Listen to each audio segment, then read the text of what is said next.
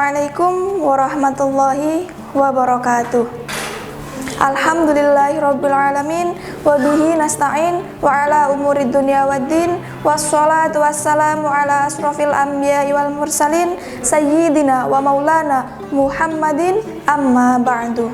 Puji syukur atas kehadirat Allah Subhanahu wa ta'ala yang telah melimpahkan kita segala nikmatnya sehingga kita dapat melaksanakan ibadah puasa di Ramadan kali ini. Sholawat serta salam senantiasa kita aturkan kepada junjungan kita Nabi Yuna, Nabi Agung Muhammad Sallallahu Alaihi Wasallam yang kita nantikan syafaatnya di yaumul qiyamah. Teman-teman yang dirahmati Allah, bulan Ramadan adalah bulan yang kita gunakan untuk berlomba-lomba mencari kebaikan. Seperti halnya kisah Imam Syafi'i. Imam Syafi'i selama hidupnya membagi waktu malamnya menjadi 3. Pertama untuk menulis kitab, kedua untuk sholat malam, dan yang ketiga untuk istirahat. Salah satu murid Imam Syafi'i, Rabi' bin Sulaiman mengatakan, "Aku tak pernah melihat Imam Syafi'i di rumahnya kecuali ketika ia sangat sedikit sekali untuk tidur."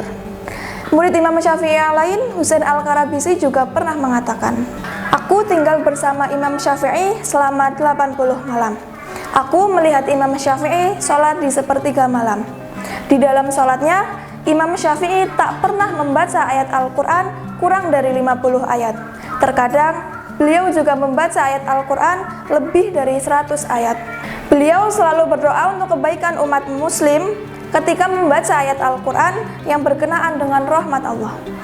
Dan beliau selalu mendoakan untuk keselamatan umat muslim ketika membaca ayat Al-Quran yang berkenaan dengan azab Allah. Khusus pada bulan Ramadan, Imam Syafi'i memiliki pekerjaan ibadah yang sangat luar biasa.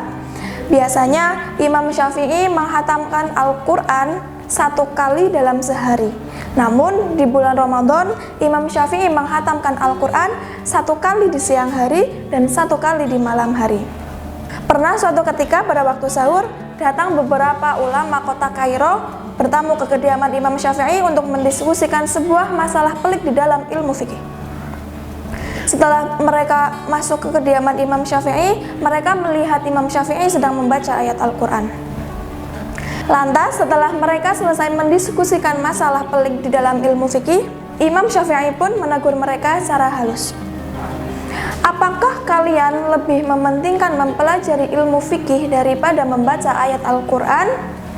Sungguh, aku tak henti-hentinya sholat malam dan membuka Al-Quran sampai waktu subuh.